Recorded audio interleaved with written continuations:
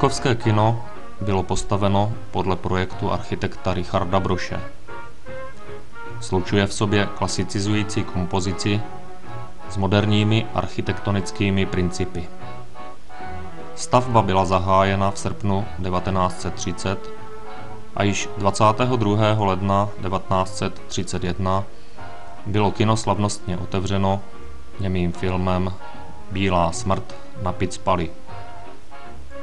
První zařízení pro mluvený film bylo instalováno ještě téhož roku.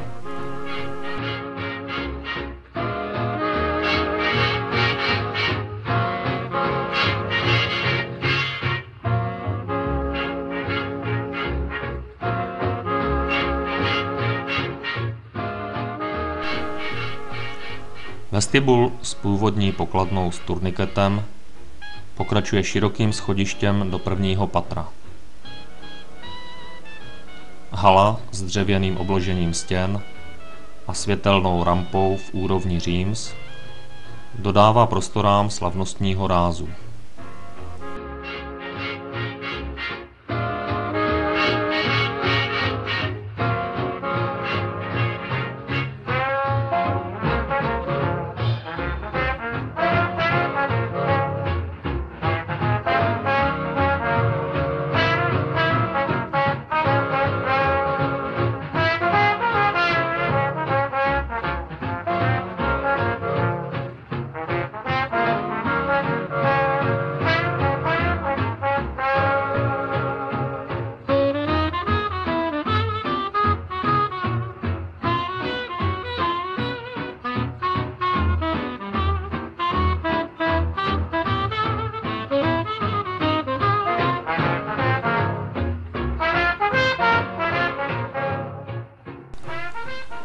Ve střední části je vstup na balkón, který stojí na 6 pilířích s kovovým zábradlím.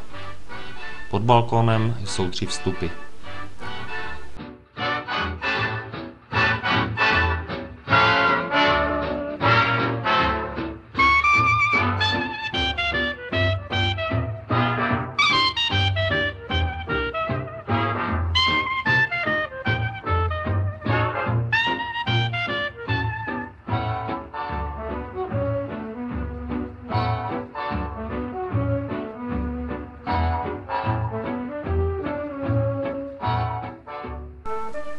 Pohled z promítací kabiny, která je od promítacího plátna vzdálena asi 16,5 metru.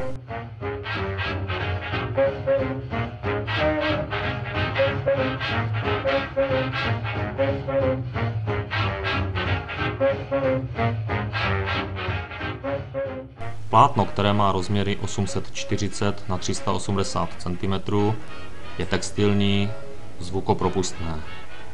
Pohled do sálu kina, které má v současné době kapacitu 295 míst v hledišti a 26 míst v lóžích. Rekonstrukce sedadel na stávající počet proběhla v roce 1979. Ve stropě neobvyklé osvětlení ve tvaru neckové konstrukce s barevnými průsvíty stěn.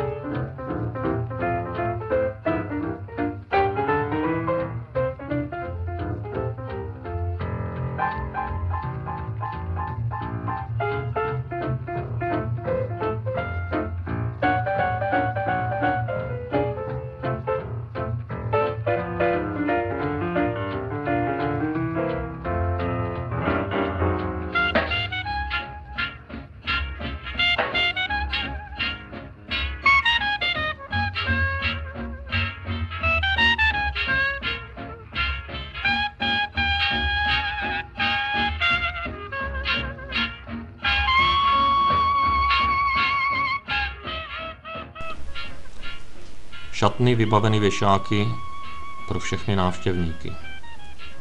Najdete zde ještě původní držáky na hole a deštníky.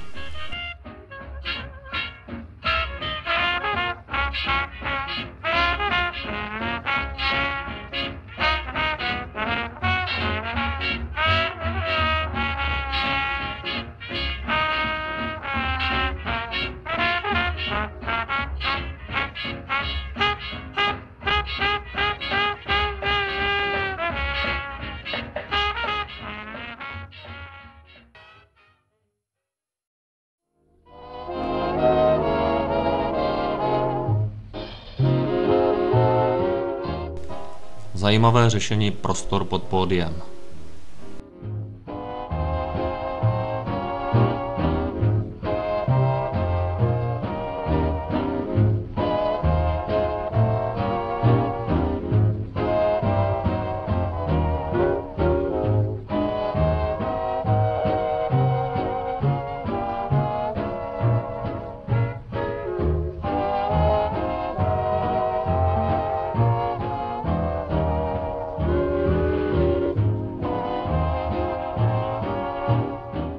Oponový mechanismus.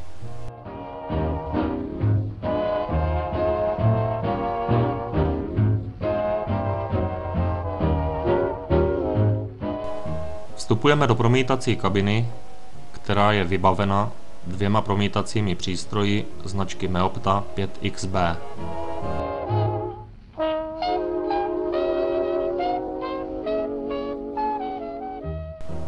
Výrobcem těchto přístrojů je Meopta Přerov.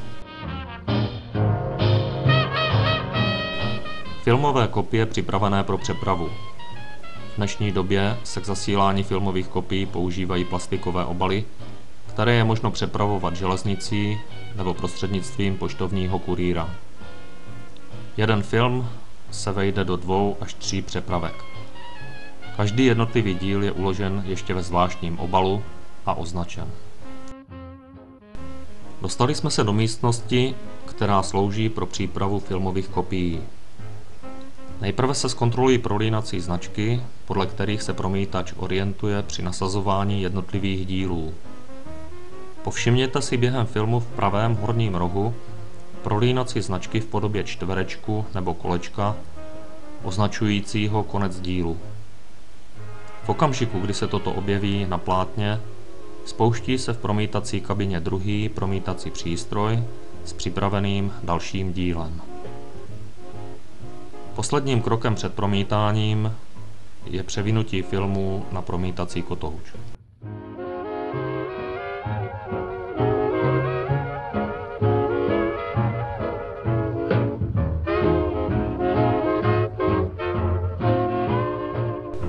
V případě, že dojde k přetržení filmu, je třeba jej vyspravit na tzv. Lepičce.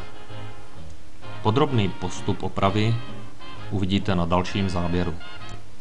Oprava se provádí pomocí průhledné lepící pásky.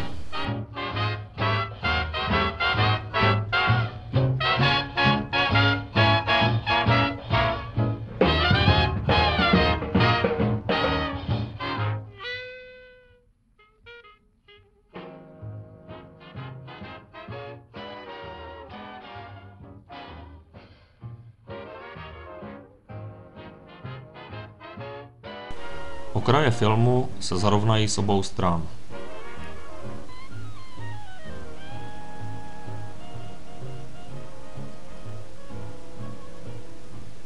Konce se pevně přiloží k sobě.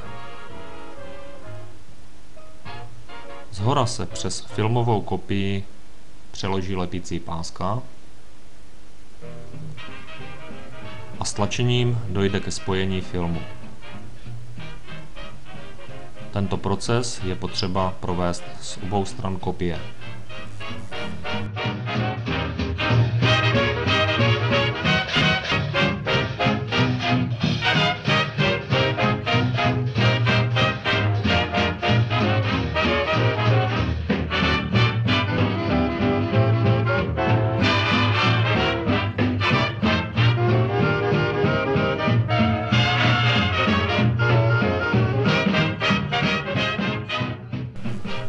Vracíme se zpět do promítací kabiny, kde promítač připravuje stroje k promítání.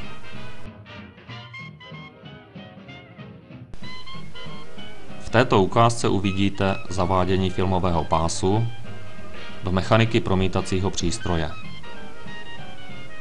Filmový pás se nastaví tak, aby se filmové okénko krylo se světelným okénkem. Zaklapnutím objektivu se film přitlačí k lištám, které zabrání kmitání obrazu na plátně. Po vytvoření horní smyčky se film upevní na ozubený váleček, vytvoří se dolní smyčka, která je připevněna kladkou na kotouč, a poté jde filmová kopie na tzv. Strhovač, který při přetrhnutí filmu celý proces zastaví, takže nedojde k jeho dalšímu poškození. Začátek filmu se upevní na kotouč, který pak převíjí celý film z horního kotouče na spodní. Film se narovná a upraví a můžeme začít promítat.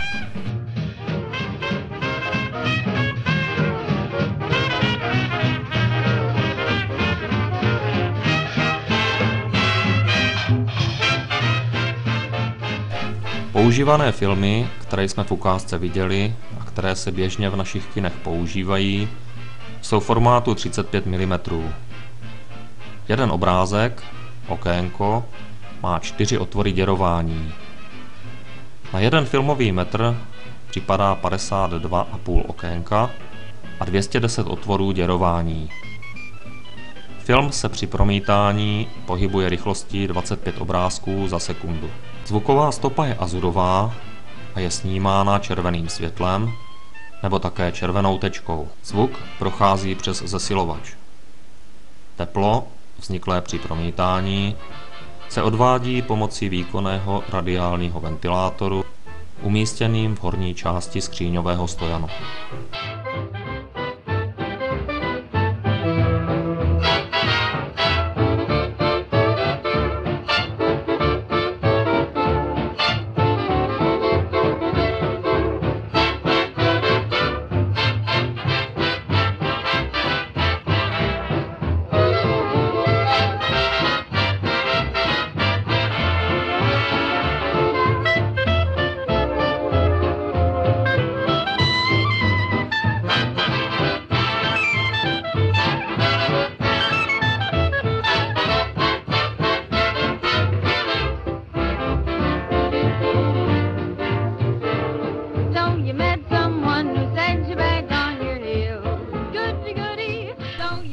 Takto vypadá promítací kabina za plného provozu.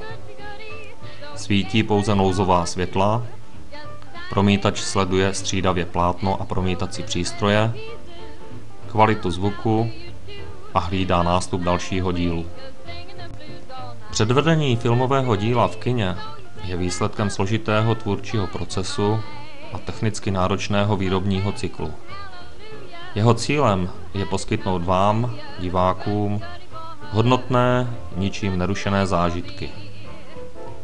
Velký obraz promítaný na rozměrné plátno, dokonalá reprodukce zvukové složky, společné divácké zážitky, to jsou kvality, které v současné době nemůže divákům nabídnout ani televize, ani domácí video.